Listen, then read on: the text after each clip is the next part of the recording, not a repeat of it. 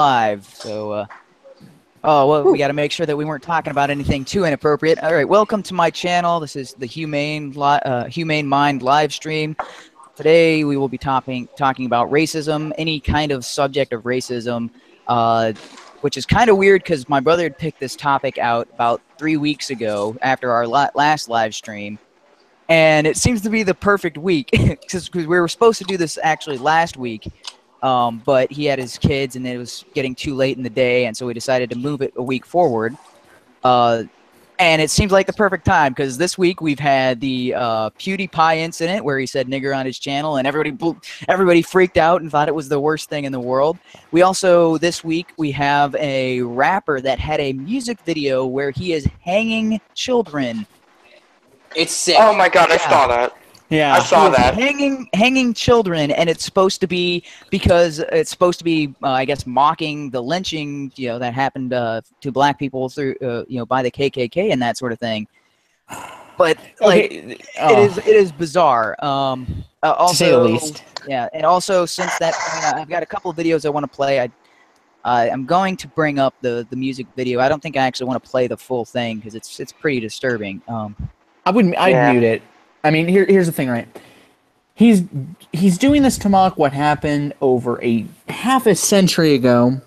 Yeah. And here's the thing with people like him, is when all they can do is focus on the past. For instance, when you got your morons arguing for reparations, they don't understand linear time, and they don't understand between the past and the present and the future. And if we could just get them to understand linear time, we could just avoid shit like this happening. Well, there's a second factor to this, and this is why my brother wanted to bring this topic up, is not only do they not look at the past, not only do they not understand the difference between the past and the present, they don't understand the past correctly. They are completely misinformed about events of the past. And that's going to be the first video clip I want to play here. So let me get this queued up. So if anybody else wants to touch in on this, go ahead right now. It's going to take me I saw it on Twitter. I'm like, first of all, how do you make sure the kids don't die while being hung? I don't think he literally did it. He just did it figuratively. Like, I don't think he actually tried to strangle the kid in the video. If he did that, YouTube would have had him by the balls. They would have well, maybe not. If it was a white guy doing it to a black kid, they would have told it. I don't know if they would have pulled it racial roles reversed. Maybe they used a YouTube dummy or something like that. No, Maybe they used that dummy would had to have been animated, because that thing looked pretty fucking real. If it was it was a real kid. Yeah. I think there might have been a harness on the kid because he lifts him up off the ground. I couldn't watch the full thing. Yeah, I think there is a harness. So when he puts the noose around, it connects to that harness as opposed to just around the kid's neck. But either way, it is. I want to grab him by the balls and then feed him his balls. Okay. I ought to send that video at the Black Lives Matter people and tell them, if this is what you support, if this is what you support, you have nothing to say to me. Okay, they're going to block you probably. Video clip I'm not about to play. I've already been blocked once. This video clip is not of the rapping video, but it addresses the things that we were talking about, so where they don't understand the actual history. And this is actually pulled from Louder with Crowder. So, I love Louder with Crowder. I love Louder with Crowder. My buddy Zach Edwards likes to watch their show. Right, let me know if the audio comes through. You're going to have to take off your headset if you want us to hear it. Oh. Sorry, what? I can't hear it. If you want us to hear it, you're going to have to remove your headset. Oh. Yeah. Like, unplug and shit. And then yeah, this is the issue with using I think just using I don't know if OBS would fix the problem where you can just keep your headset on. Yeah, so I don't have OBS. I've got just the Google Hangouts. Okay, how can I do the audio through Google Hangouts? This is on. It's a bit confusing. I don't think you can. Just play a few seconds of it. The problem is going to be that it's going to be picking up your guys' audio as well, in addition to the video. We'll mute it, and I guess I have earbuds in. Yeah, let's just do signals to stop it if you can still see us, or just every time you comment, just say, hey, what's your thoughts on it, and let's see if we can avoid any. Let's do it every like 20 seconds or something like that. Yeah, just also so we don't get copyrighted. Okay, so what I'm yeah, I don't think he's gonna do that. Let's see. Maybe so. Can I mute all of you guys? I'll mute myself so you don't have to. I'll just mute myself. Okay. Yeah, Yes. same. You guys would mute yourselves, and then I'm gonna unhook my headset and then play the video.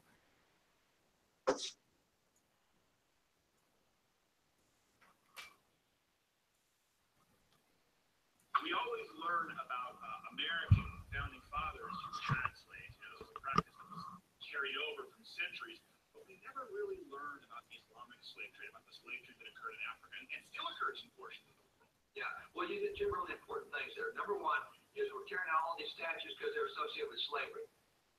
Wait a minute, this entire religion's been doing slavery since 600. So, I mean, does that mean we're tearing out every mosque? Because today, they are still active in slavery. The Muslim world is still active in slavery to this day, right now. I mean, that's a different story, but we can go through that later. So, if you're after slavery, well, let's look around. Let's not go our founding fathers alone. And by the way, while we're All right, and then I'm gonna pause this real fast here. There's another section of the video I want to cover. I think he's right about bringing up the Islamic slave trade. Yeah. Yeah. Actually, let's let him put his headset back on. Yeah, hang on a second. There's another section of the video I wanted to play. Okay. Can you raise the volume just a little higher? Yeah.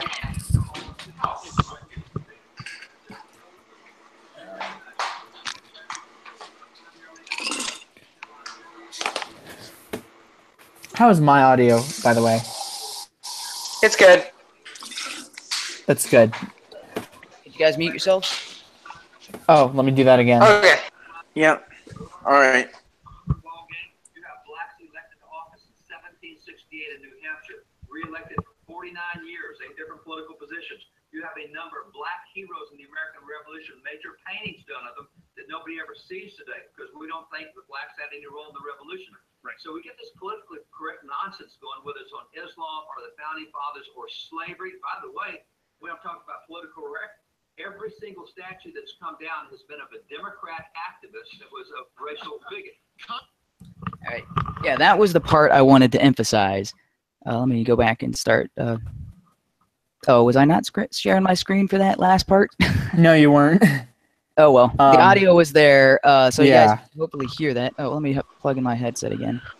Yeah. Do you have a webcam? Hey. Yeah, I'm assuming, yeah, you have a webcam. So I think it's just coming, your audio is coming through your webcam back to us. Oh. By the way, who's Sinister D-Boy? Oh, he isn't saying anything. That is my brother. Okay. Oh. You guys can hear me? Yeah, we can hear you. Can I say something? Yeah. There's got to be a better way to share video. Yeah. I think we're just gonna have to sum up the video, like pretty much summarize it in words, and have a conversation about it. I think that's really the only way we can do it until we can find another way to. I've got 2 other videos that I wanted to play, but I guess maybe I can bring up the actual videos on YouTube for those. Summarize. No, because then the audio's still not gonna work.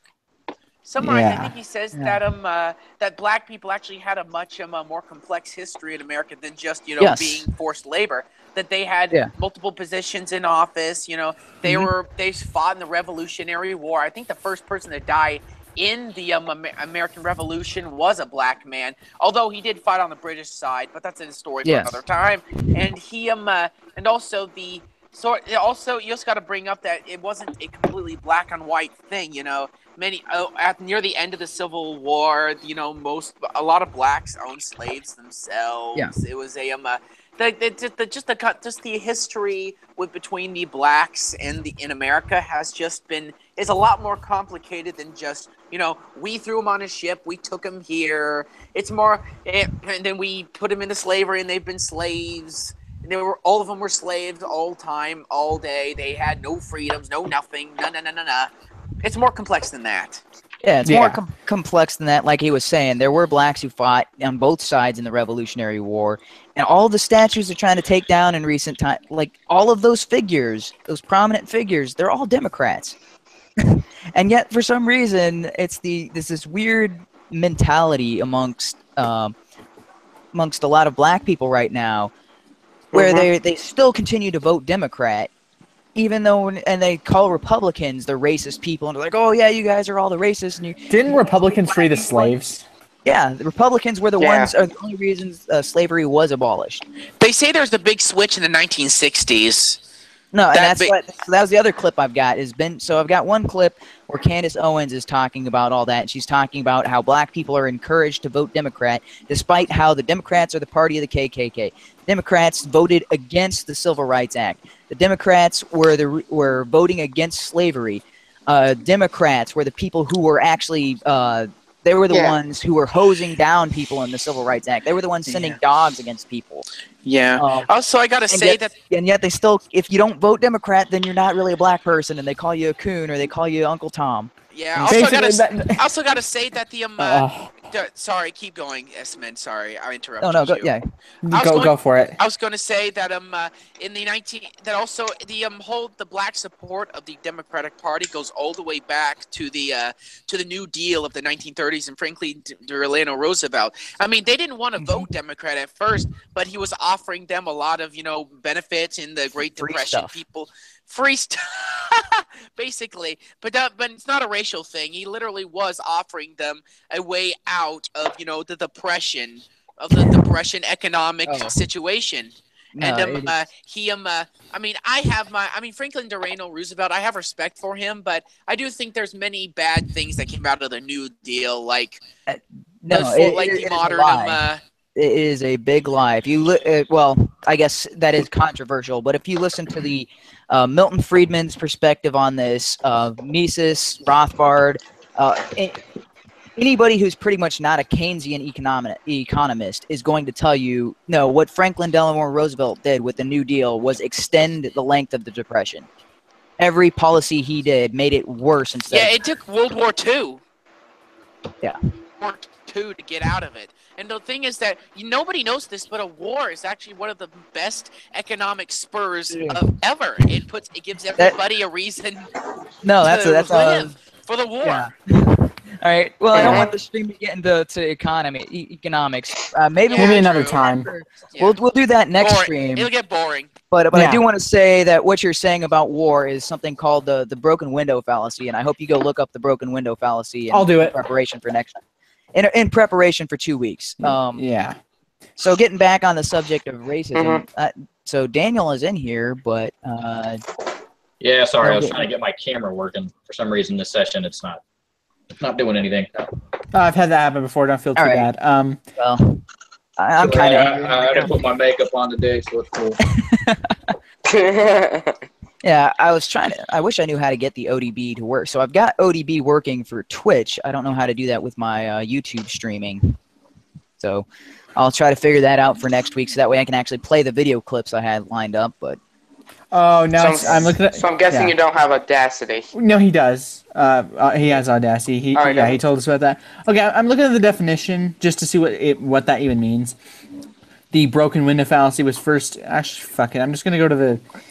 Okay, just save that for next time, because this is supposed to be about this is supposed to be just about racism. But ultimately, the New Deal created the whole welfare state, which is something that has been actually absolutely detrimental to lower income families, not just black income or lower income families, but also the Hispanic families, white families as well. It puts them in kind of this perpetual loop of once you're in that net of once you're in that social safety net, well, it acts in two ways.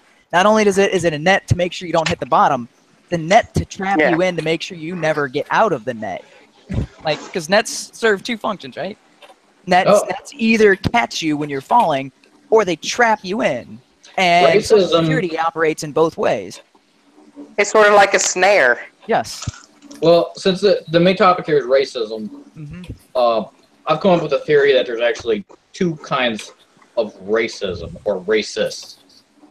One is a natural racism, and it generally stems because you have not encountered or experienced the other particular race. This generally happens when a new race is met up, such as in the slave trade. Many Americans did not own slaves. That was more a New England territory. There had been slaves for a while.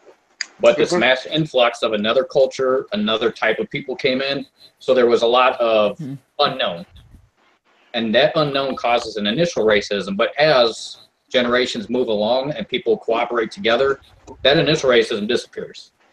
Everybody begins to realize people are just people. The second racism is a tool, and it has been instituted multiple times in U.S. history. Every time this country actually starts to bond together, Democrats have instituted racial fears in their followers and their voters, and because of that, they have segregated the country, and it's all on purpose. The biggest time was right after segregation was abolished.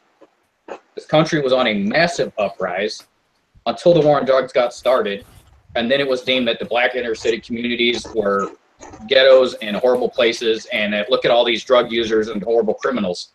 And fear was instituted again against the blacks. Yeah, can I say because of something that, their culture was broken down again, and it's been doing that every single time. They instituted racism on purpose, and we're doing it again.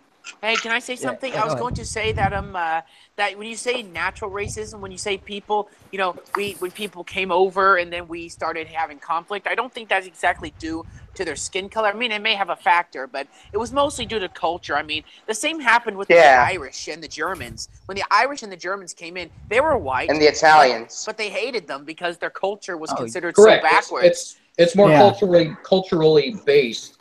However, generally, especially more with the black culture and race, those are tied very significantly together because they stem from one general area, one continent.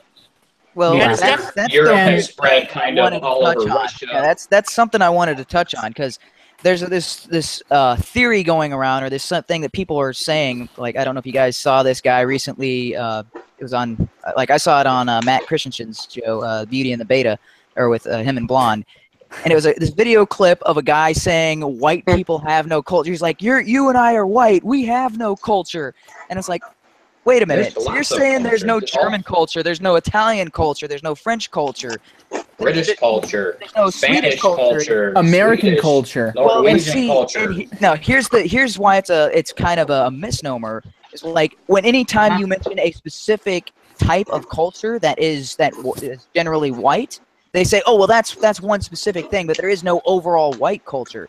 I would also say there is no overall black culture, because if you go to Africa and you're looking at all these different countries, Ethiopians hate Somalians. They're both black, but they both have different cultures. They both have different heritages. That's true. South Africans are nothing like North Africans. They're not like Egyptians at all. Yeah. To say country is a little bit of a fallacious because Africa was not separated by country for in very recent history that they were separated by country. They were all separated by tribe, and that's why they had such a hard time. Yeah, and we're having a hard time hearing you. And that's kind of what I'm hinting at, is even back then there were different African tribes. And the differences between those African tribes were the same differences that you would see between the French and the Italians. Yes, they like both Swahili. And they both look about the same. They're kind of similar in culture, but they can see each other and be like, oh no, those guys are way different from us. And yet if you're looking at them now, you're like, no, French and Italian, sure, like the Protestants and the Catholics, slightly different. Yes. Very little differences, but the same kind of thing would apply to those African tribes. And I would also say the same thing applies to the Native American tribes. Same thing applies to Europeans. They've been at war with each other for centuries. Yeah, so the French and the English. Yeah, so like the culture thing, it's like I wouldn't, if I were one of those people, like if I was on the moron side where they're all bitching about culture, it's like it's really fucking diverse. Also, I want to point out, just because I feel like this, even though this is a no-brainer, I don't know if maybe if you guys disagree with when I say this, that racism is a learned behavior. If there's any disagreement there, it is. Yeah, I would agree. Yeah, I mean... Yeah, it is. It is. Aspie, I'm having a hard time hearing you. I don't know if you're moving further away from the mic, or... All right, can you hear me now? Yeah, I can hear you. I can hear you just fine, Aspie. Background noise. I hear you just fine. Oh, that's the chair. That's the swing I'm on. Sorry, when I swing back and forth, it makes a creaking noise. You can hear it right now. He's a swinger, guys. I'm 21. I'm 21 years old and I still swing. It's lame, I know. All right, you don't get it, do you, Aspie? No, it's a different type of swinging. So, yeah, racism. Well, like my brother was saying, is there's the the two types. There's the initial, hey, those guys are different, but then once you've had the experience initial with them, racism is more of a culture clash. Yeah, but once you get that familiarity, then you're like, oh, well, then we're not all that different. So what's your beef with them? And that familiarity. I mean, that happens with Spanish and the Indians. That happens with when Europeans moved over and saw the Indians. It was just a culture clash. They did not understand each other, and so you have Native Americans or kind of phobias that establish themselves because you don't know what's going on. There's language barriers. It's like they used to call them savages, even though they were rather not savage. Well, they weren't. I would say normal. They were primitive. Savage. Yeah, you brought up a good point. Not all of them were savage. On that. So he says savages, and savages has a different meaning now than it did back then. Savages usually refers to someone who was uncultured or was not civilized or whatever. But now, for some reason, you say savage, and you obviously think, oh, brutal and out, like warmongering and savage. Well, the same thing actually happened back then when the Native Americans their territories were being taken over. Yes. A lot of the tribes were actually very peaceful. Got along just great with Europeans, with the newly established American colonies. But there were like the Tomahawk tribe, which is known for their tomahawks and scalping, and other tribes like that, which is where they came up with savages. And because of this barrier, that's where the initial racism comes about. So they assume all Native Americans are like that. Yeah. So that is the problem we're seeing various differences and nuances in the cultures. I think that's the same problem we're seeing today. They look at a small section. Yeah, I mean, right now, the forefront of black culture is Black Lives Matter. Yeah. That is a very fast way to start racism right back up. Yep. Yeah. And it comes from taking a small group and a small section and a small group, judging that one group, and then applying that to everybody who matches similar descriptions or similar physical traits or similar race. And you can't do that. It doesn't work that way. When I first saw the Black Lives Matter, me and my brother Nate, not the same at all. We're brothers. Yeah. Same like that. This is a point I bring up all the time. It's like, there's 5 of us, right? We all have the same all of us have the same 2 parents. Name one of us that is exactly the same, or that exactly same to the other. No, I mean, we've got different interests, we've got different personalities, different intellectual levels. Just different people. Well, I gotta tell you another how can you make generalizations about a race if you can't make generalizations about a family? and this is something I noticed with anti-police people. The same people I was arguing with is I kept pointing out that you can't generalize all the police officers based on the bad actions of a few, and they're like, tell that to the people who were harmed by the police. A white supremacist, for example, could argue, well, you can't say, oh, you can't make unfair generalizations about black people if someone who was harmed by a black person. Like, I would have went with that argument, but I know I would have been strawman to oblivion, so I wasn't going to go down the Aspie route of making a logical of even replying and getting strawman to oblivion. He wants to go buy some crack. If I go downtown, does that mean all black people are going to mug me because they want to do crack and I should hate all of them? No. That's that asshole. Yeah, that is true. Cop, one asshole black guy, one asshole white guy. They're there. I was about to say something else about the Native American thing. When the Native Americans were another big thing about the Native Americans that caused tension was, well, the Native Americans never had high birth rates. However, the Europeans had much higher birth rates. So basically, the Native Americans were being bred out, and this led to conflict, and over the course of time, the society with the guns and beat the society with the bows and arrows. It just that's how it went down. There's another aspect of that, which is diseases and things like that. So a lot of the diseases that the Europeans brought to the United States, they had built up an immunity. They killed off a lot of our ancestors. Yeah. Also, there's some people in the chat. Some guys bring up some points. He's all wondering if we even look at the chat. He's like, okay. He says, I've thought about this a lot. There needs to be a step-down program and incentive to leave welfare. It is horrible to be in that when you get a job, you get cut off. Hell yes on Italians and Irish. I'm assuming when we were talking about culture, also Orientals in quotation marks. It's human nature, and isolationism, tribalism, and involved in any collective. Then he says, I disagree to a point. I'm not sure if he's referring to that statement or something else we said. Then he also says, some types of, in quotation marks, racism is ingrained by culture and location. Do they even look at the chat?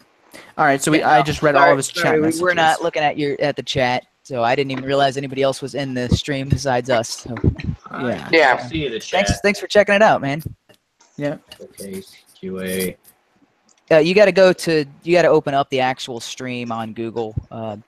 Oh yeah, that's right. Yeah, on YouTube and shit.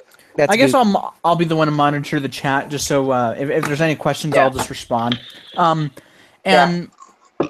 here's the thing. I don't know if you guys get really sick of hearing this, but when they're like, that's racism against white people, that's not really racism because of this societal bullshit. Reverse racism. Oh, you can't be racist against white people because you have to have power. And since Who white really people have power, then it's not racism. Who really? I don't really get why they think. Who honestly? What do they consider power? What do they consider power? Institutional racism. Where's the institution? Oh, the instant you say all white people, it's racism. The instant you say all black people, it's racism. That's the definition of racism. So let's say everybody together and having a discrepancy or something you don't like about a particular race and lumping them together. That is the definition. There's nothing about power. But they're pulling a no true Scotsman with the racism. Here. Yeah. Let's give them the benefit of the doubt and say that you can only be racist if you can't be racist against the group that has the power. and then think about, okay, how did the white race get the power over the other ones? Is there a level of superiority there? So, by claiming that they have power in order to institute their racist beliefs, aren't you saying that they're better than you guys? Which is kind of doesn't it reinforce their viewpoint? Yeah, and it's kind of like I think that would actually, make them kind of racist. Also, doesn't it seem like a no true Scotsman fallacy if they're going with its like when some people are like, you cannot be racist. It's just like when someone says it's not real socialism because of whatever reason they pull out of their ass. It's really just a no true Scotsman fallacy, and it's pretty easy to point it out. And when they go down that path, I mean, hell, I've even seen people say a white woman couldn't be raped because like you can attack her, but other women of color can be raped, but not a white woman, even by a white man. Because power. That's terrible. Who would say that? I've seen people tweet it out on Twitter. I've seen people say that, and there's people saying that. I think that's bullshit. So they seem to be okay if a white girl actually is raped, and they're like, nah, it's not rape. They're fine. Oh no! Recently, they're calling. People have been calling for Betsy DeVos to be raped because of some of this thing that she's been saying about Title IX. Why would you want anybody to be raped ever? I don't know. Also, do you guys remember when Donald Trump was shit. elected? People were calling for the rape of his wife. Yep, and daughter. Yeah, Ivanka Trump. Because they don't. No hypocrisy there. Well, I mean, they're big and all, but still, you don't rape anybody. Can I say something? Betty DeVos is being threatened with rape because she doesn't want colleges to handle rape cases. Because she doesn't want young boys to have their lives ruined. Yeah. No, this is exactly what should happen is the federal courts and the local courts, just like every other freaking crime in the country, should be handled by legal courts, not colleges. Rape is illegal. And handling it through the colleges. Nominated colleges to be part of the judicial system. Nobody it doesn't give them a fair trial. No. Because then it's up to the bias and the money that the college tends to gain based off of this demographic. Yeah. Also, they don't have any legal obligation to stick with fair laws or precedents or previous court cases or any sort of jurisdiction. This is illegal. We only have 3 branches of the government. There is no college branch. Rape falls under an illegal activity and therefore has to go through our judicial system.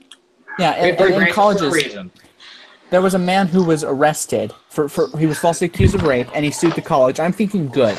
These colleges who ruin people's lives for false accusations need to be punished. And that's, of course, another topic for another time. But the thing is with colleges, I guess to wrap this point up, is how they are right now a cesspool for socialism and for breeding racial segregation, for breeding groupthink, group identity, and for echo I think chambers. their goal is to destroy what has been built so far with the U.S. And it seems that's their goal as of late. Safe spaces, echo chambers, and trigger warnings, which I don't What kind care of man what. wants a safe space? How can you call yourself a man and say I need a safe space? It's an oxymoron. Sounds like they need a bitch slap and wake up. That's like or a kick to the man gets a cut and says I have a boo-boo, can I have a Band-Aid? You want to punch that guy and say I'll give you another injury. Be a man. Kick him in the groin to see if he actually feels anything down there. If his man card is that bad. Yeah, I was about to make a joke about a safe space room in Cyclone B, but I don't think I should. I think man cards were discontinued about 10 years ago. You'd have to revoke their man card at that point. All right, I do want to address something in the chat at the moment. So Gentleman's Fury says, then you say blacks can't have power? I don't know if you're referring to something I said, or if you were talking about the people who were talking about people in power can't be or you can't be racist against the groups in power. Okay, so I'll clarify that point. And what he was, I think he was talking about what I was saying, but yes, yeah, what your point was is the statement I was saying is one of the big slogans right now, especially among the black community, is that blacks can't be racist because to be racist you have to have power. And since blacks don't have power over whites, they can't be racist towards whites. Only whites can be racist because they have majority of power in the U.S. That's kind of what the gunk they're spewing out nowadays. So your point was, are they saying that they have been overpowered and therefore are inferior? Have they admitted that they were conquered? Is that what they're saying? And that's why they have no power? And I get that point. Yeah. But overall, no power is needed to, in this country, it seems minorities actually have most of the power. Yes. So this is just a flat-out fucking lie. And also, they seem like they're insulting themselves, albeit unwittingly, but it's really sad. It's sad when they don't understand that. Yeah, because, I mean, ultimately my point is I think all races are equal, and as far as you got the equal potential and everybody could be interchangeable. It doesn't need to be, it's not. I have a better statement on that. All races have equal potential to be the same. Yeah, that's technology, given the same background, given the same cultural, like what we have here in the U.S. Everybody has the same advantages here in the U.S. It's one of the greatest countries in the world. Yeah, and it doesn't matter if you're born in the ghetto or you're born in a rich house. You can work your way up and succeed. You can, regardless of your race. And based on there's a lot of success stories in the end.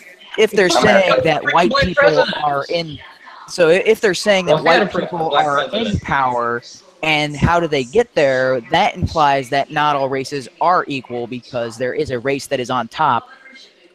So that is the point that I was getting at, is by saying that white people are on top and they've got power, that implies that there is an inequality in the races as far as their potential. Inequality. Otherwise that imbalance wouldn't have happened in the first place. But they wouldn't say that. They would say it's not because of racial inequality. They'd say this is where they put their tinfoil hat on. They would say that there's a big conspiracy to keep black people down in the United States. And if you hear what some of these people like Louis Farrakhan say, it's crazy. Yeah, I'm not going to disagree with that. We need Loudmouth to get in the stream and get a tinfoil hat on to repeat that talking point. Want me to send No, I'm actually kind of in agreement with that, but it doesn't just affect black people. It does affect lower class white people and immigrants. The Mexicans I agree. They're in the same boat now as black people. And this is basically our welfare situation. The welfare situation has put people into a bucket that they can no longer climb out of, because if you're on welfare, you make more money than if you went and got a minimum wage job. Oh yeah, it is a lot. There's zero incentive to go work. We need to put a time limit. Your family suffers. They are now trapped, unless by some fortune somebody comes along and wills them a great sum of money or a house, or they're going to inherit a house and they don't know who to give it to, so they should give it to a black or brown family, or yada yada yada on the Black Lives Matter gimme list.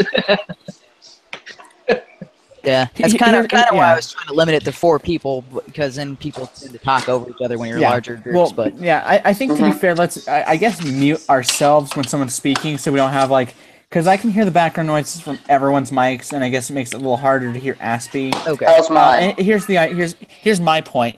Here's what I would say on welfare is we need to limit it to I'm not sure at the moment if we have time limits, but if we don't, we seriously need to, because I have nothing against anyone who's on welfare. That, like, nothing at all. But the thing is, we need a time limit, and they need to be actively seeking employment. And after the 5-year mark, I'd say the 3 or 5 years, after that, you're done for good, and you must be actively seeking employment. I'll be right back. I'm going to go somewhere I can have a better microphone. All right. And when it comes to, for instance, I'll just touch upon DACA really quickly. I think that letting people stay in the country to get a good education, as long as they're actively going and, they're having good grades, I'm fine with people staying. That's all I really had to say about welfare and maybe a bit about DACA. Okay. Well, okay, kind of in response to that, DACA, that's a cutting in line. I was going to touch on welfare, but because I do have personal experience with that. Unemployment, there is a limit to how much you can be on there. Welfare, as far as programs like WIC, and stuff like that for children and for single mothers, there is no absolute time limit on that, on those particular programs. Those are as long as the children are under 18, I believe. So those particular welfare programs, they will continue for, for years and years, maybe over decades. So as far as those particular welfare programs, there isn't a cutoff. The other side is not only are they making more money than they would on minimum wage, they also don't get taxed on any of that. So the way it was calculated out, and I saw several lectures and videos on this, in order to get off of welfare for a single mother of 3 children, she would have to have a job that pays her over $13 an hour to make it worth her time. And that is to barely make it worth her time, where she's only earning, I think it was 50 cents to $1 more than she was when she was on welfare. See, I read another statistic similar to that, where they said they have to make about 45 to 50 grand a year to get out of welfare, which that's what I make. Yeah.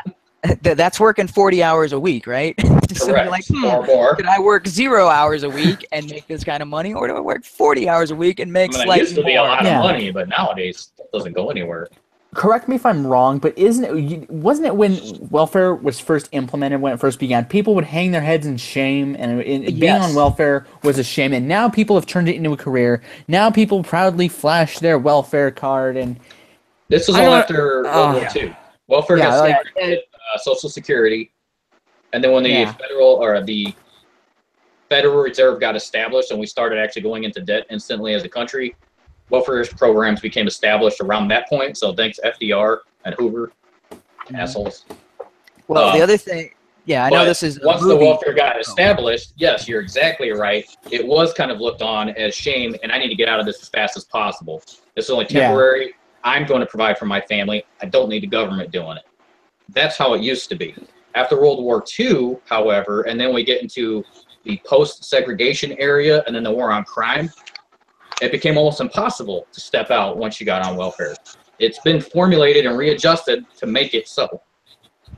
Yeah, and also to make it seem like it's something to be proud of. I mean, I'm back. Make any. Yeah. All right. Are you in a quieter setting? Just curious. Hey, can you hear me? Can you hear me? Yep, we can hear you. I can hear you. Yeah. Are you? I get the impression you're not in your normal setup. Yeah, I don't. I am. Sometimes I like to come outside with that because I don't like being stuck in my room for a long time. So I like. Yeah, I'm only really in here for streams. And the thing is, if I ever end up on welfare, and I'm going to hope to God I never end up on welfare, I'm not going to act as if I'm proud of it. I'm not going to really take pride or shame in it. I'll just live my life and attempt to get off of it ASAP. So for me personally, I was on welfare. I was on unemployment, and I did not file for it for 3 months because I was like trying to exhaust every other option before I went and took welfare. So, and then I actually was on unemployment, and I was looking for work because I'd been out of work at the time. I'd been out of work for 9 months, and that was the only reason that drove me to the point where I needed to get on I needed to have some kind of income to keep my house. So I ended up going on unemployment, And then I was only on unemployment for less than 4 months, and I was trying to every way I could think of to get off of that because I hated taking income. Even though unemployment is a little different from actual welfare because unemployment is what you earned while you worked. So the amount that I was getting back was based on my income that I had earned while I was in the Air Force. So it's slightly different, but I still am kind of I hated every minute that I was on that, and as soon as I was able to cut that off, I did. You were in the Air Force? Yes. I was a veteran in the Air Force. Where were you stationed? I was stationed in Montgomery, Alabama for all 8 years. I think I might go in the Marine Corps when I'm older, but that's just me. Anyway, so... there's another point I wanted to say. Even though this is fiction, there's a great movie called Cinderella Man. And I don't really like the rest of the movie, but there's this amazing scene where Russell Crowe is going around begging people for money because he can't pay his rent. He can't keep his kids fed. And it is a scene that goes on way too long, and you can see just the despair in everybody's faces. And every time I think about welfare, I think of that scene, and I'm like, that was me when I was filling out the forms to get unemployment. That's the kind of like, oh man, I don't want to be begging everybody else for their help because I shouldn't need it right now. But right now, nobody is hiring, and I cannot even get a job in minimum wage type thing. So it was a time of desperation, and that's what I keep thinking about is that scene from Cinderella Man, and I'm like, that's what we're missing right now. And it's very few people who would be in that same situation and would lament and only go to friends and family as a last resort. Now we got people out there who are bragging about getting welfare, who are saying like, oh, that's mine, and how dare you take it away from me. Hey, I'm inviting loud. Is it okay if I invite Loudmouth? Yeah, just well, that's his channel. There's already quite a few people talking over each other and all trying to get their points in. Here's Loudmouth. Like, I don't believe in next week's. Yeah, here's my thing. I will not shame anyone who's on welfare, but I'm not gonna like, oh, good for you, you're on welfare, because I really think I really think there needs to be more of an incentive, and I mean. I say 2-3 years on welfare, and then we forcibly boot them, and then they must, and the entire time they got to be actively seeking employment. They can't just be sitting on their ass on their couch. No, I think watching TV, eating Funyuns. They need to be actively seeking employment because, I mean, like you said, I personally. I don't like asking for help. I try to be as independent as I possibly can, and if I absolutely need to ask for help, I'll do that. And I guess that's just how I was raised. Actually extend those periods of unemployment because it's taking money out of the workforce. It is taking funds and setting them aside for those specific instances where people are out of work. So it's basically paying people not to work, and it's costing companies. So companies, they're earning money and they have to take aside some of that earnings, and rather than hire someone else to work, they're taking some of that money and spending it on unemployment, spending it on welfare programs. So that's less money to hire more people. That actually increases the amount of unemployment and it lengthens the term that people are on unemployment. In the situation that I was in, when I had left the Air Force, it was October of 2013.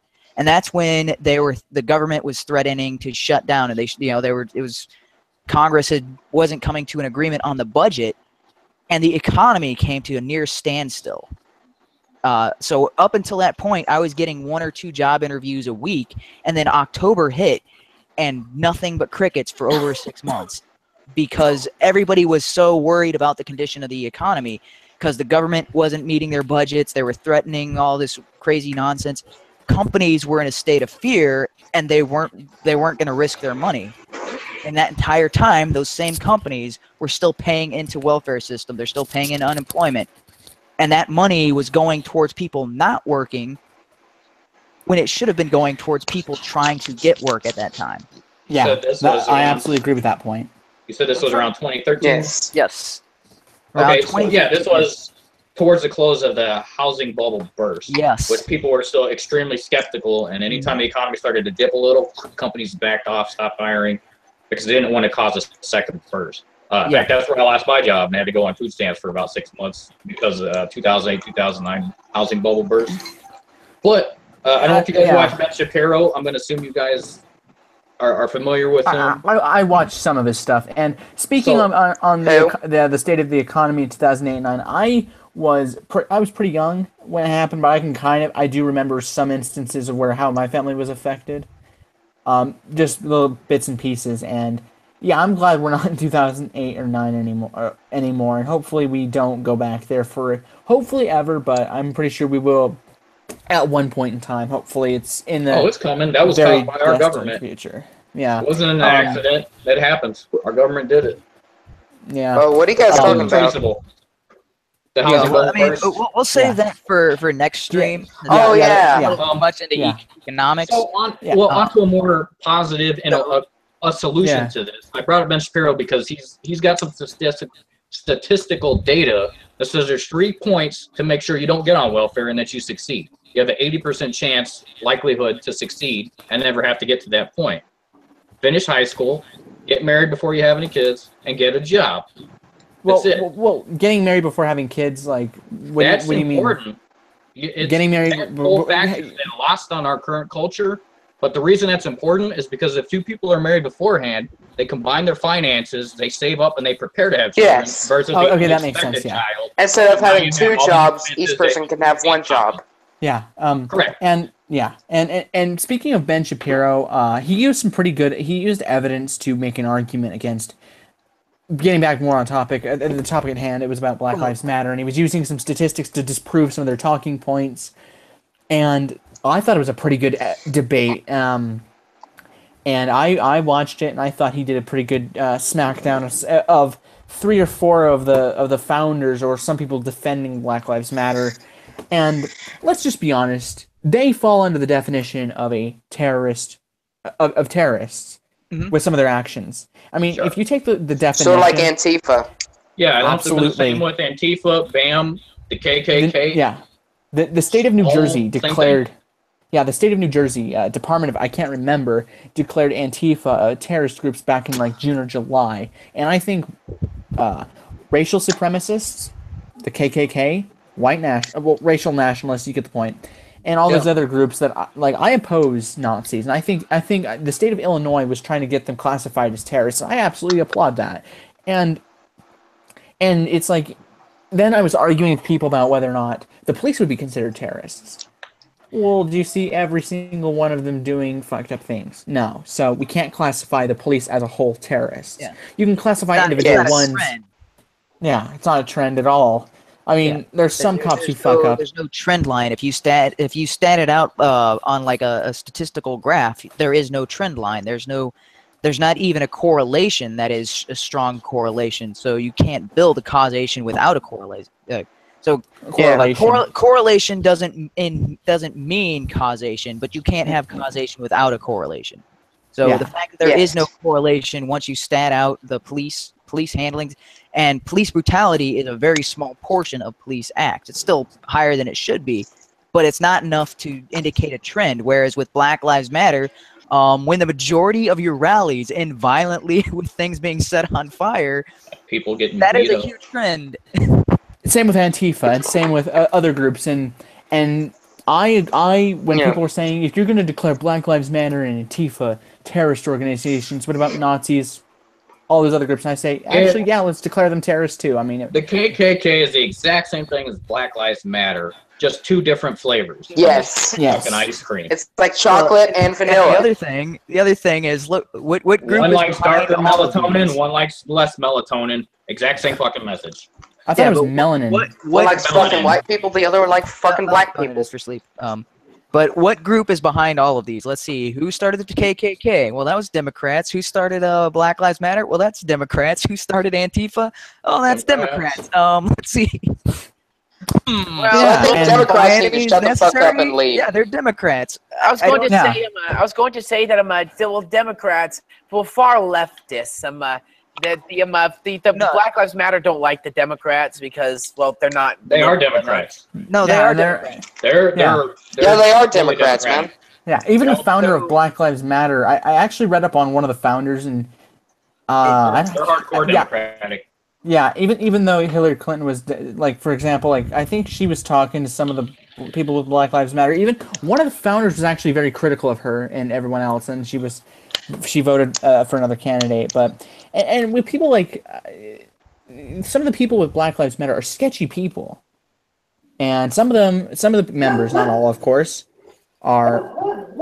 Oh, I thought someone was laughing. That's a dog. Some of the members are not even black. Like, They started off with good intentions, and I get it.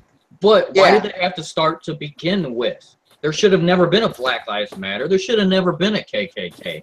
Why did they start? It's because somebody keeps instituting racism and separating us. It started with Saint Trayvon in the hoodie. Well, if you're looking at the funding for those, if you're looking at the funding for those particular organization, the funding almost always comes from some political, from some Democratic super PAC or from some Democratic political organization. That's who's funding it. That's how George Soros is funneling funds through a super PAC that is intended for Democratic purposes, and that funding is going towards Black Lives Matter. So I mean, I want to say it's just on the left, and they're just leftist organizations, but there's a more close tie, or there's a far more. What's the word I'm looking for? The bonds between the Democratic Party itself and those organizations is way closer, so it's hard to ignore. Yeah, and going on to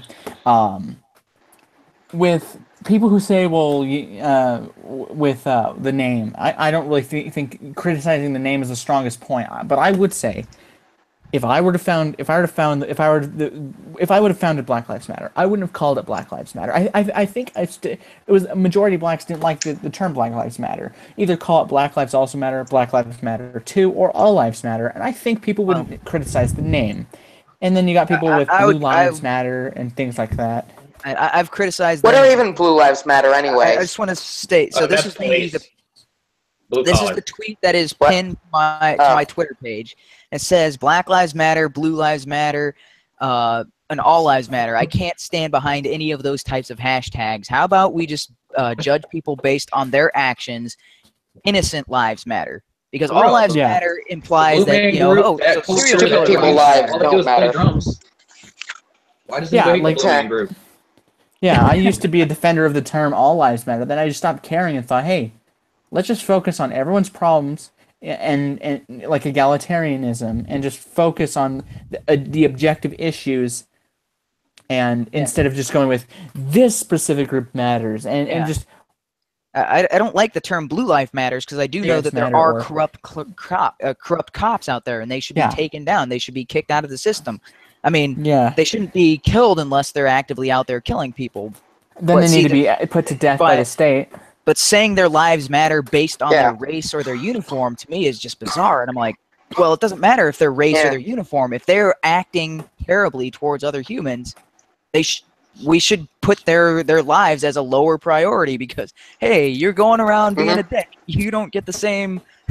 You're not the same as everybody else as far as, prioritizing their lives. Yeah, and the thing I find very, I think both sides of people argue that the right needs to understand that police corruption is an issue and it needs to be addressed, and they argue that people on the left need to understand how difficult a police officer's job is. I actually got to speak to a police officer once, and I asked him how his job was, and he says that sometimes he's on edge a little bit, because at first he was on edge, but then it became second nature to always have a gun on. Especially in a dangerous neighborhood. Who wouldn't be? All right, I don't think it's police corruption. Okay, let's say you're a hunter, right? You like to go out and hunt out in the woods. Let's say your general area where you go out and hunt has now become overrun with grizzly bears. Are you going to be on guard all fucking day long and shoot at anything that moves? Hell yeah. Well, I wouldn't use that analogy. They're constantly having drive-bys, gang shootings. They actually harass cops. What do you think the cops are going to do? I would be on guard and assume you're going to shoot them if you're running at them. If someone runs at me, I'd simply... But that's to be expected. Yeah, for me, for every cop, they need to wear a vest, of course. And I'll get into a talking point in a minute, but I just want to finish up this point. My policy, if I were a police officer, is if anyone runs at me, I'll give them a verbal warning. Then I will. You've never had law enforcement training. Yeah. You've never been a police officer. Missing all your teeth with a broken jaw. So, honestly, if I was a someone cop, who's actually okay. So when I was in the Air Force, so my main job wasn't actual combat, but I was something called Security Forces Augmentee, and Security Forces are the police force of the Air Force. So there was during Bin Laden, I was a Security Forces member for 2.5 weeks.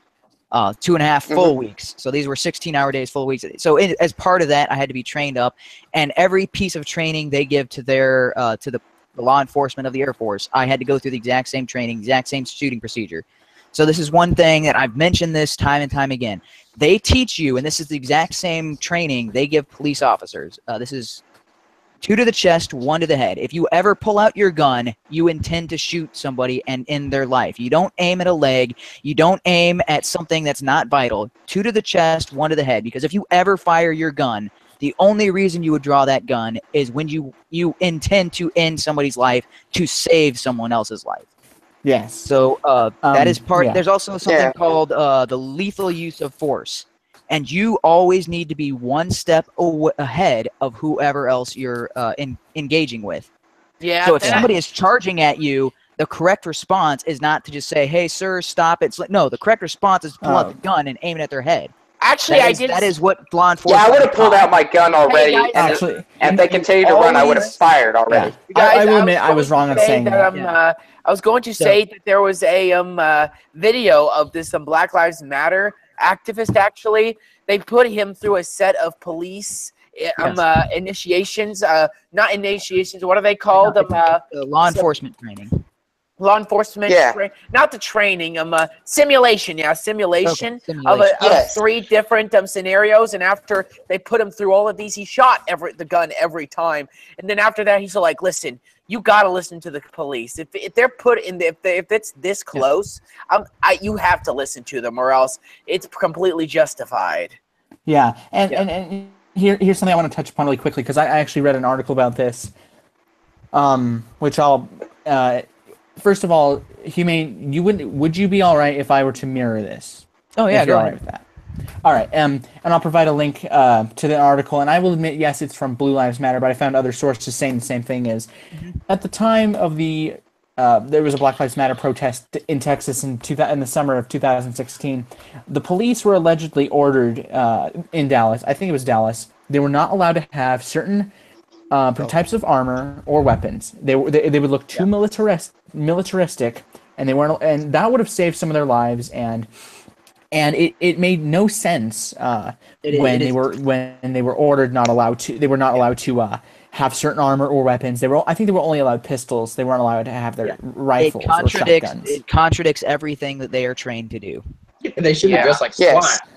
They are as law enforcement. You are in a position of authority. You should always be one level of aggression above what you expect the other party to be. So if the other side is being nice and cordial, you're nice and cordial, but you still have that air of authority where you are issuing commands and they're following those commands. Yeah. If they ever stop following those commands, well then you step 1 step ahead. You always want to be 1 level of aggression above the person you're encountering. And when it comes to a riot, if you're not out there in full riot gear, if you're not out there looking like military, you're gonna fucking setting die. yourself up for failure. Yeah. Yeah, and that's what happened when some guy ended up shooting at the cops in Dallas. It's been alleged that he was pissed that Black Lives Matter wasn't doing more, even though they were creating a mess instead of doing anything to help the black communities. And he ended up killing those 5 cops, and it's like, I absolutely defend the cops in the instance of when they actually had a robot go and kill them, because they were trying to create as few fatalities as possible after the 5 had already died. And the thing is, I don't care if people get offended by the police looking too militaristic. If you're causing problems and your protests are really turning into terroristic themed riots, then what do you expect?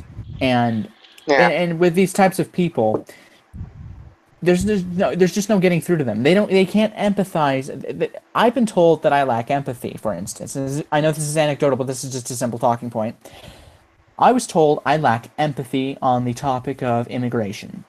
Yet, when I try to tell him, hey, can you have some empathy for the men and women in our law enforcement doing their job to protect us, even though those ungrateful bastards don't understand that, the word empathy was a foreign word to them. They couldn't grasp that. They couldn't wrap their mind around that. That cops, they have a tough job. They constantly, every day, and I've had police officers say this to me because I'd ask them what their job is like.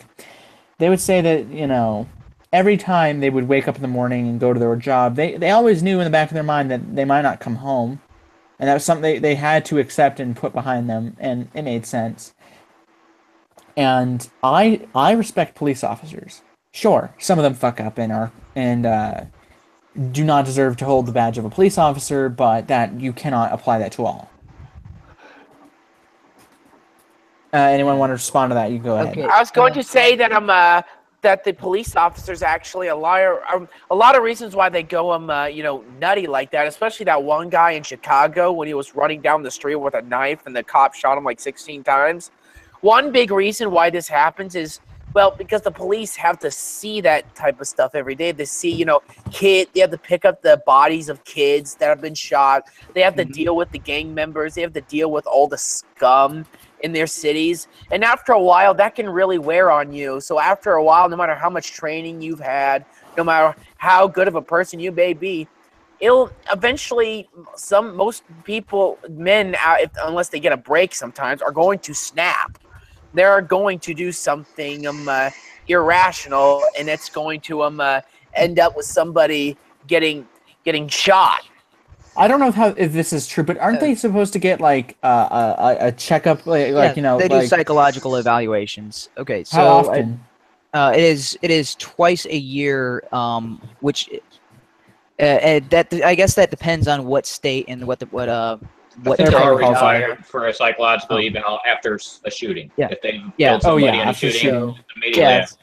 Yeah. And so I mean, it's at least twice a year in most municipalities. States. I don't know if that's nationwide or anything like that. So I did want to address something that's in the comments here. So Gentleman's Fury says, I agree with the police accountability issue, and yes, police is a hard job. Your military experience as a soldier is the same as the police issue. Civilians and hostiles are the same. I don't know if he's being sarcastic there, but I would say those are two completely different things. So I've had both. Yes. Law enforcement is distinctly different from military. Military, you're dealing with law of armed conflict and the rules of engagement. When you're talking about and a lot more hostiles. Yes. So that is an active war. There is no position of authority. There it's shoot. As soon as you see the person, you open fire. That is, well, I mean, as long as that's within the rules of engagement. That it's in rules of engagement differ on where you're actually deployed to, what military you're setting, what the combat zone is like, and all that sort of thing. The law of who the hostiles are. Yeah. So and law enforcement rules of engagement is a separate set of rules, and those apply nationwide. Those are not specific to a county or to a specific zone. Those apply in all situations for all law enforcement across the nation. Speaking of that war, is the reasonable use of force, and that was established by the Supreme Court as far as how they would determine reasonable use of force. So you're not required to do the thing that would save the most amount of life, or the thing that would be the most optimal choice in the situation, or reduce the amount of casualties. You are allowed to do what is reasonable in the given setting, based on how much threat there actually is and your understanding of the situation. As long as those things, as long as you can come to or as long as your actions are reasonable within that, within those conditions, then you are not guilty of abusing your power or authority. Yeah. So, in the case where it's like an old lady and she pulls out and she's swinging her purse at you and she's hitting you and she's like, a 75-pound old lady hitting you with a purse, you can't pull out your gun and shoot her in the head. That would be that's overboard, because reasonable person, you can no beat her by blowing on would her, assume right? that. No, you use the least amount of, or the most reasonable amount of force. So it'd be unreasonable to pull out your gun and shoot, but it would be reasonable for you to put handcuffs on her and make sure that she can't attack anybody else. Yeah, or for instance, if there's like a big muscular guy, let's think of like Vegan Gaines type of muscular, for instance, if he's swinging his bat at me, I'm going to put 2 in the chest, 1 on the head, like you said. I mean, like, if someone is swinging a bat at me, they're going to be going down. I can definitely understand why, like, if you're swinging a weapon at somebody, whatever it is, sorry, if you get shot for it, you're not a victim of anything but your own stupidity. And to be completely honest, with police violence and everything, it seems like that some of the cases they bring up and say this is why Black Lives Matter is important. Some of the cases I could kind of understand. I can understand why they bring that case up, like Freddie Gray, when they took him for a ride and he ended up breaking his neck, his spine or something, and he died from it. Yeah, that was unjustified completely. Eric Garner, I would say it's kind of his fault because he was resisting arrest. However, it's more on the fault of the police officer who caused his death with the illegal chokehold. The Eric Garner thing I thought was kind of a freak of nature incident because, I mean, him getting hurt might have been one thing, but dying, I mean, that just seemed like too much of a kind of a freak of nature incident to me. Yeah, and there's 2 parts to that. Like he was saying, the chokehold, they were not supposed to do that anymore. Yeah. It might have been a case where because he was being so unruly, that's the only thing they could do to try to subdue. Yeah, you're only allowed to tackle him and just keep him pinned. I would have tased him, or but pepper sprayed him. In their defense, that wouldn't kill somebody. Even a sleeper hold like that would not kill somebody. Would not kill a normal individual. The problem with Eric Garner was that didn't he have a weight problem? Yeah, he had a weight problem. He also had a heart problem too. Yeah. He had a weight problem and a heart problem because he was in that tense situation where his heart was beating too fast, in addition to the sleeper hold that put him in a cardiac arrest. So it's something you couldn't know without knowing his medical background. Yeah, so that's why. I agree. Now we're all looking at isolated incidents. Yes. You guys take a just step for back. instance, like Back I'm in just the pointing out 80s, some of their cases. Okay. Yeah, back in the 80s, this type of cop on black or cop on anybody shooting was kind of rare unless they were an actual murderer or a criminal. Yeah. That's what was reported is the criminals running. It wasn't these innocent shootings. So what we've got is a culture where what would you do if you got pulled over and maybe you were speeding or you don't know why you got pulled over? What's your natural response? The typical citizen's response is to get a bit timid, a bit scared, put your hands on the wheel and say, yes, sir, and comply with what he's asking. That's the typical response, and that's what is expected. But when you go into inner city urban areas where the attitude is F the police, what are they supposed to think of that? They have no respect for authority, and you don't know what they're reaching for when they put their hand in their jacket, their pocket, their glove box, underneath the car seat. You don't know what they're grabbing. And obviously they no longer respect police or the authority as they would in majority the rest of the country. So cops are on edge in these areas because there is no longer respect for authority. And because of that extra edge, we have these unnecessary shootings and unnecessary deaths, but it's caused because of lack of respect. Yeah, these and inner city people are going up example saying F the police rather than it's the police and I should say yes, sir, and just, if I get a ticket, I'll just go to court and have it taken care of and pay my fine. Don't play your battles in the streets. I'm not going to comply. So even though these are anecdotal, these are isolated incidents, the example of the attitude you're talking about would be Corin Gaines. If you ever saw the video where she's got her 2-year-old in the back seat and she's talking to the cop. The cop is being very cordial, being very friendly, very polite. And she should have been worried about her kid in the back seat. She is fighting the officer the entire time, telling him that she doesn't have to comply with his order. And when the son is telling her, "But mom, he's just trying to ask for this information. He's trying to help you." She's like, "No, you don't listen to that. They're trying to kill you." More sense than her. When they tell you what to do, you fight their asses. That's what she's telling her 2-year-old. Yeah, and her 2-year-old's more mature than her. And then later on, she's the person who used that 2-year-old as a human shield to try to keep herself from getting shot by the cops. I would have arrested her. That would kind of explain why we're having this increase in police brutality or shootings. What would you do in their boots? What would you do if you had to go downtown and have people running at you that you don't know if they're trying to kill you? Where the whole entire culture down there or the entire city does not respect you and wants to kill you. That's why I would never want to be a police officer, because with my disorder and how jumpy I am, I'd be a walkie. I'd have one of the itchiest. You'd be a time bomb. Yes, also, I'd be like. Yeah. Wouldn't they not allow you as a cop? There are some bad cops, yes, but the blame, I think, lies majority in the way that culture has been brought up in those areas, and there need to be people to teach them. Calm yourself down, listen to the cop, go along with whatever they're talking to you about, whatever they pulled you aside, and then if it's wrong, take it to court later. Then you can sue them, or you can file for wrongful whatever. Yeah. Here's the thing. Yeah, we need to teach people to not fight their issue with the police in the streets. They need to fight it in the court of law.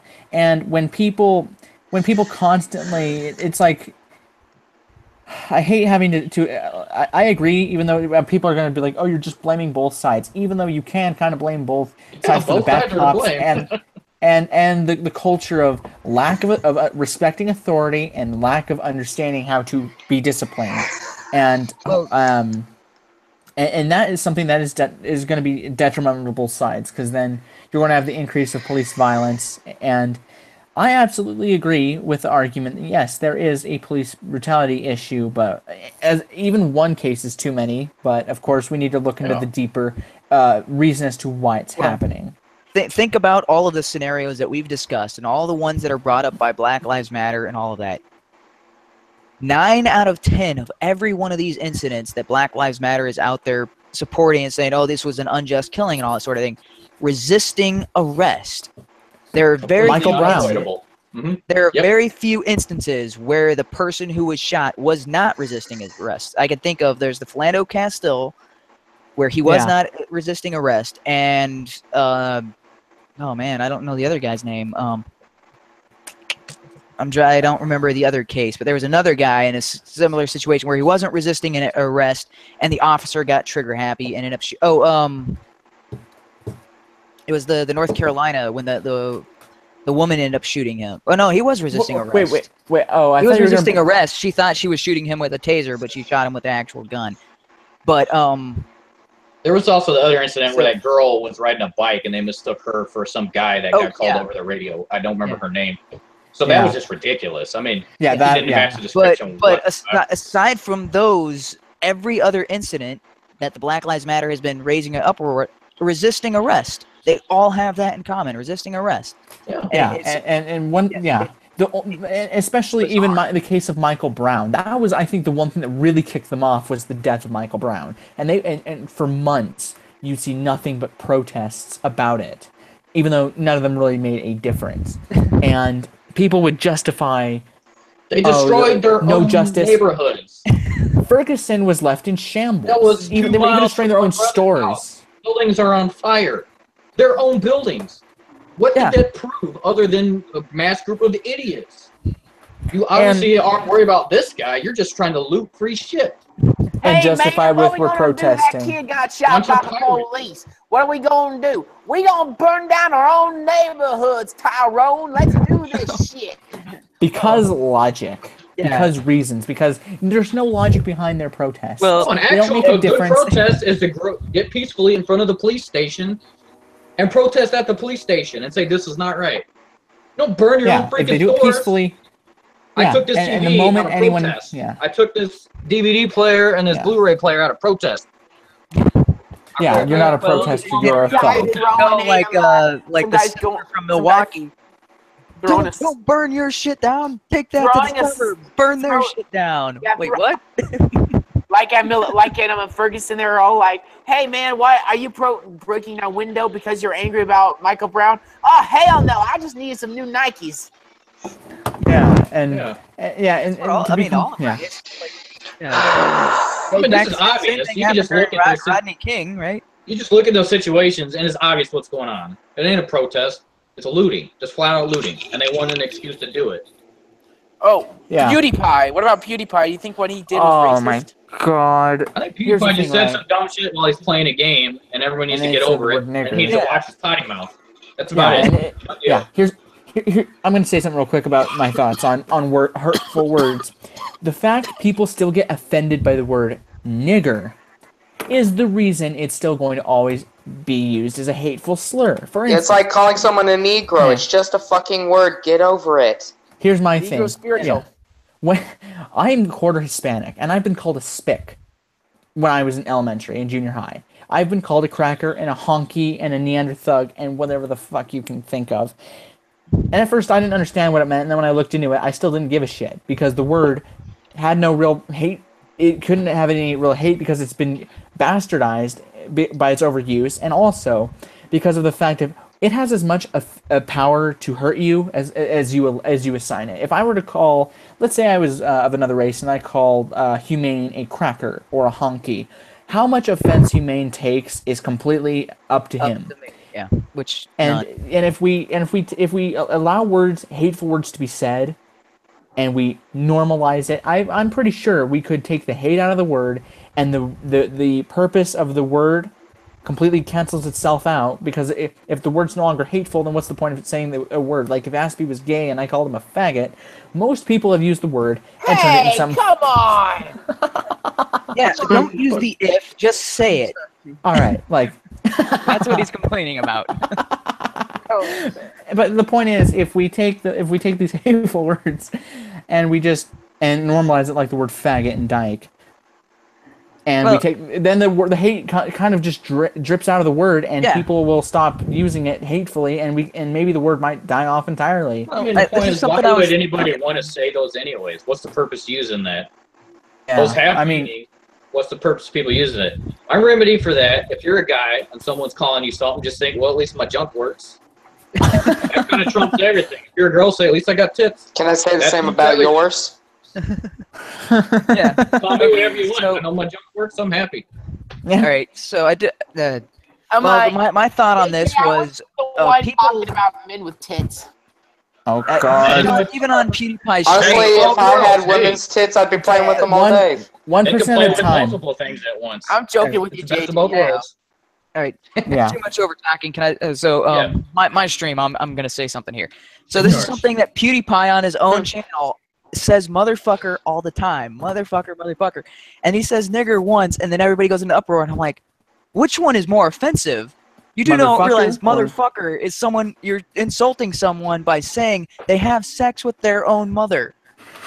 As opposed to using nigger, which is essentially saying black trash, like someone who is, and you're like, which one of those should be more offensive?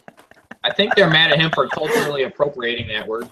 I mean, it's bizarre to me. It's like one should be way more offensive if you're gonna actually go about what the actual meaning of the term. But for some reason, like he says nigger, and Beaver's like, "Oh, that's racist." And I'm like, does he know the race of the other person he was talking about?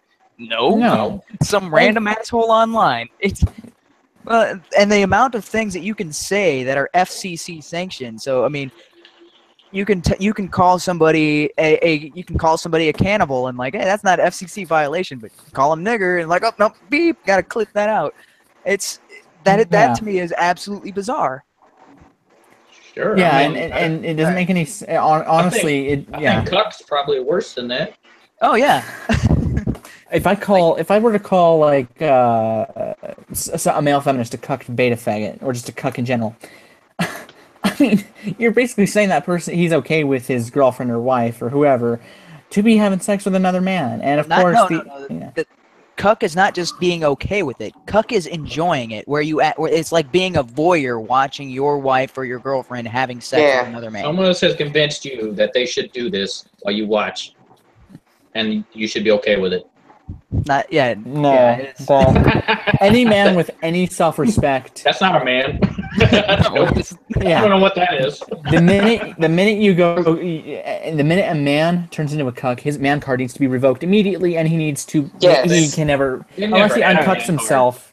They never had a man card. Just putting that out fair enough. there. Then they can never apply to get a man card, and correct. I mean, okay, let's start them towards a wrap-up of this. We've only got about 10 minutes left, and then we're going to call it a night. Yeah, I guess. So with Daniel, you were talking about something last night. So you were talking about the crime issue and what you think would be a. So we talked about a lot of the problems. We haven't really gone into as much of these solutions, and so I wanted you to bring up that point. Okay, so yeah, just to recap, one of the main problems we've got here in the U.S. is that we seem to be getting more racially segregated, and we've got these hot pockets, especially in very dense urban and metropolitan areas, where we've got blacks, Hispanics, whites, and nobody seems to be getting along anymore. But why is that? And my theory is the family structure has broken down. There are no more dominant males taking charge of their family and teaching their sons how to be a real man, how to respect women, how to respect authority, and how to work their ass off to earn a paycheck. Those men are gone. There are no more women staying at home because now they have to go to work to make up for the missing men. So they're not there to take care of the children and teach them empathy and respect for others. This has been all broken down on purpose. And a lot of this started during the war on drugs. So my proposition is we need to reverse it. A lot of this started during the breakdown of the 1960s, and this is actually when the riot in Detroit happened and decimated that city, and they have never recovered since. But when they made marijuana illegal, and marijuana had saturated the black urban cultures and inner city cultures, the kind of lower class areas, but it became predominantly used in black areas. So when they started this war on drugs, those black families got ripped apart. So my theory is this should be made legal. We should put the same restrictions on marijuana as we do alcohol. You don't drive on weed. You don't go to work on weed. But it is now regulated by the government. You pay extra taxes. That tax money goes to the government so they can stop paying the DEA to head down south and fight all this drug trafficking. We just grow it here in the U.S. and we manage it ourselves. I agree. That gets rid of a lot of the problem, and then we take that extra money and release the people who have gone into prison, the predominantly black population, all those men that have been put in prison for carrying a little bit of weed or a little bit over an ounce or, selling some weed to their buddy. Get them out of prison. They go into a rehab for a couple of months that teaches them a trade skill, either how to use a computer, how to build something, electrical, woodworking, carpentry, something they can use, and then helps them to get a job. Once they work this job for a year, their federal offense is expunged. It's gone. It's off their record, and they are now back in society contributing, and they work. They're off of welfare, and they provide for their family. We need to build families back up that will fix the black community, that will fix the Hispanic community, and once people have their families back, we stop fighting each other. That's my proposal. Yeah, I agree 100%. And to be completely honest, that was well put, and I absolutely I agree. And I would also say, there of course needs to be more discussion about it. The minute points on it. Yeah, and also discuss ethical protesting and what is the difference between protesting and rioting. Even if, let's say, anarchists were to protest the government. Major news networks. Well, that's already actually in the Constitution. We have the right to protest peacefully. We can't destroy property. And we can't hurt people. Yeah. Well, we can't detain people and cause harm to other people. Yeah. Well, what I'm saying is encourage people to do it more peacefully. There's not really much need for protests. If you listen to major news networks, they're still calling the riots where people are setting their schools on fires they're still calling them protesters, and you're like, they're not. Wait, after they set things on fire and attacked people, you're still calling them protesters. So that's when they become rioters. Whenever it goes to violence. Yeah, and no, it's self-defense. That's what it is, self-defense. Yeah, and at the end, Okay, I'm all for the right to protest as long as it's under the Constitution. I'm all for your right to protest, even if I think you're 100% dead wrong. As long as you do not hurt anybody, your right to protest. As long as it doesn't turn violent, it should be fine. Yeah, it's constitutionally protected.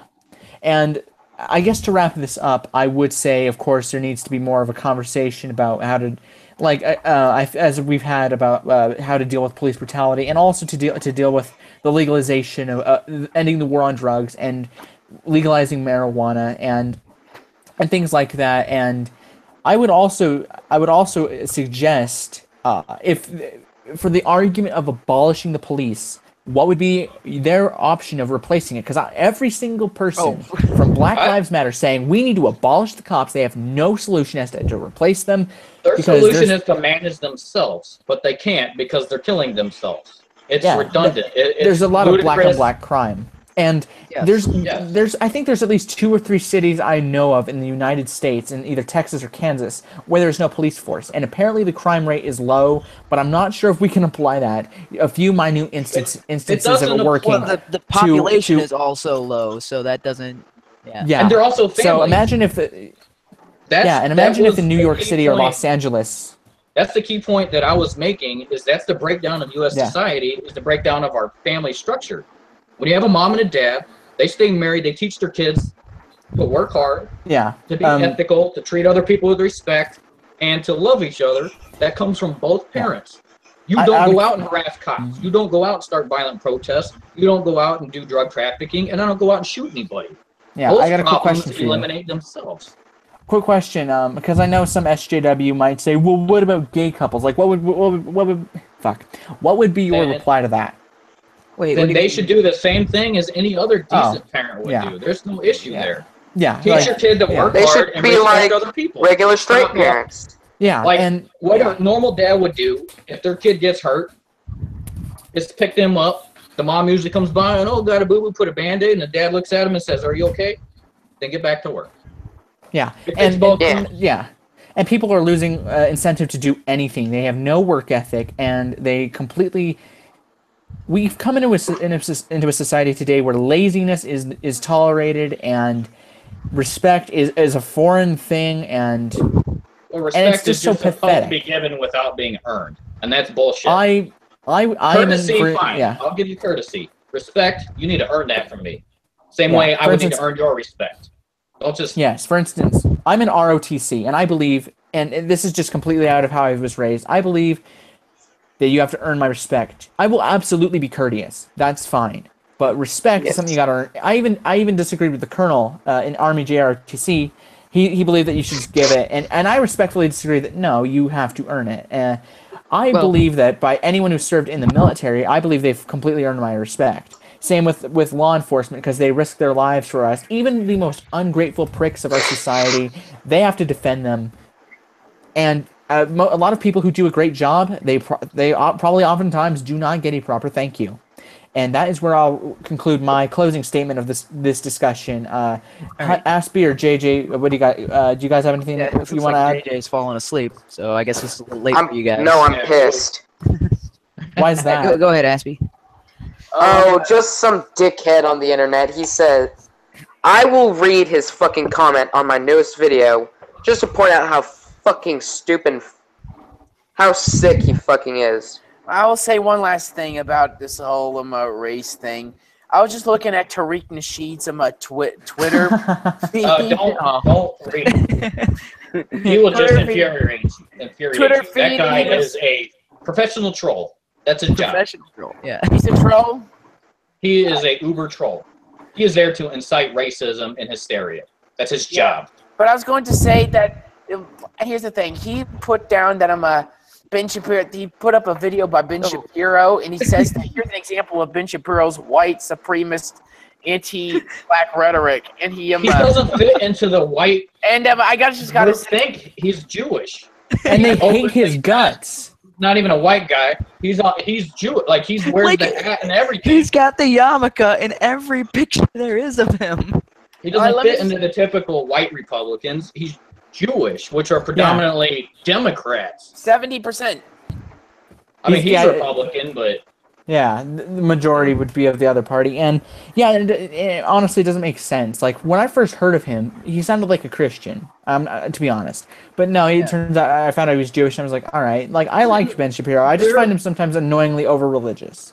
Other than that, I do agree with his talking points. Let me just say, can I finish my statement? Go ahead. I was going to say that this Tariq Nasheed said is that I'm basically black people I have a feeling they don't want racism to be over, especially the civil rights industry, because without racism, they no longer have any income.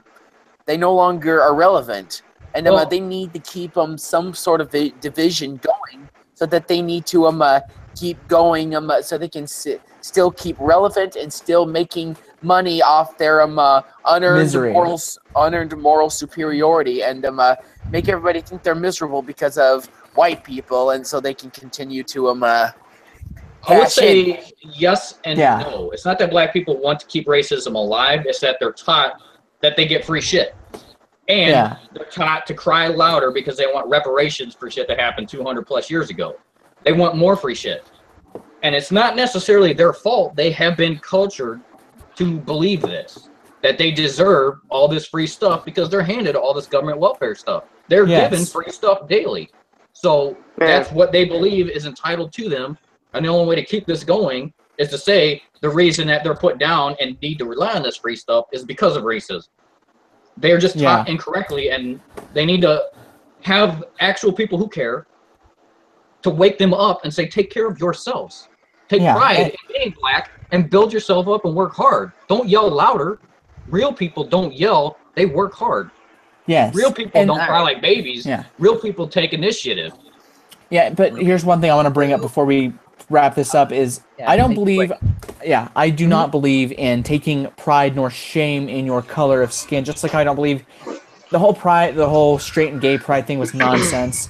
You shouldn't take pride in what you were born as, what you can't control. You should take pride in things you accomplish. Like if I do a good job at something that was very difficult, I'll take pride in it. Other than that, I don't really give a shit about me being white, straight, or whatever. That's something I didn't accomplish. That was something I was born with. In the U.S., it's kind of tough. You said you're partially Hispanic, right? What do you think me and my brother are? 25%. 25%. What do you think me and my brother are nationality? Oh.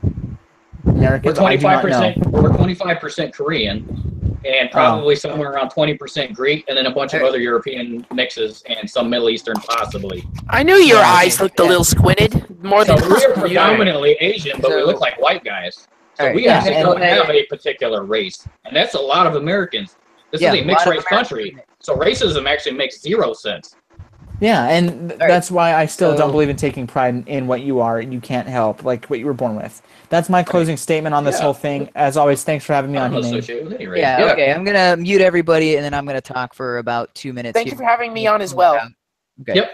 So thank you guys for joining me. It was pretty interesting topics. I think we covered everything that I'd wanted to cover. A little upset that my videos couldn't play, or at least so you can get the full audio, but I would recommend that you guys check out Candice Owens. She goes on the Twitter handle @RedPillBlack. I believe that's also her YouTube channel. She's been making the rounds recently. She's a really attractive black woman who has been coming out against what she's calling the Democratic plantation, because she's talking about in the black community, it has been taught to them for years that you only vote Democrats because Democrats are the people who care about you, and Republicans are the racists who hate you and want to destroy your lives. That is the message that they're being taught. And so and she's telling people, well, every time we vote Democrats, they pander to the black voters to get into office, and once they're in office, everything they do is, and it doesn't help out the black communities, and in most cases it makes it worse. It either perpetuates the problem, or they just ignore the black community and they do whatever, and then they'll come around the next election cycle and be like, oh yeah, well, see, it was all those racist Republicans that kept us from passing all the stuff that was supposed to help you guys and help you get the leg up. And so Candice is doing a really good job of waking up people, and I'm following her Twitter. She's only been out on the social media scene for a couple of weeks, but already she's getting a lot of followers and a lot of people waking up to this. People that used to argue against her are now saying, oh, I see what you're saying now. Now it's all starting to make sense. So I would say definitely I would recommend checking out her stuff. She's been making the rounds on Stefan Monalou, on Alex Jones. She was on Paul Joseph Watson. She's making the rounds at the moment. And I was hoping to play her video. The other thing was that I wanted to touch on is, let me see if I can get my thoughts. So while I did rage against the Democrats and all that sort of thing, and that's because the Democratic Party are using the black vote to maintain their power. And in order, so it's kind of a self-repeating cycle of spiraling down. The Democrats need the black voters in order to stay in power. And in order to keep the black voters, they have to keep making them promises, or keep giving them kind of perks that ultimately that they think they want, but ultimately end up hurting that community. And in order to keep the black population dependent on the Democratic Party, they have to continually separate the black community from other communities, because once they start mixing in with other communities and they start realizing, oh, it's not because of the color of our skin, and there are ways that we can get around this, ways we can help ourselves, they become independent, and they're no longer reliant on the Democratic Party. So the Democratic Party, in order to maintain their power balance that they have right now, is they have to keep the black community separate from other communities.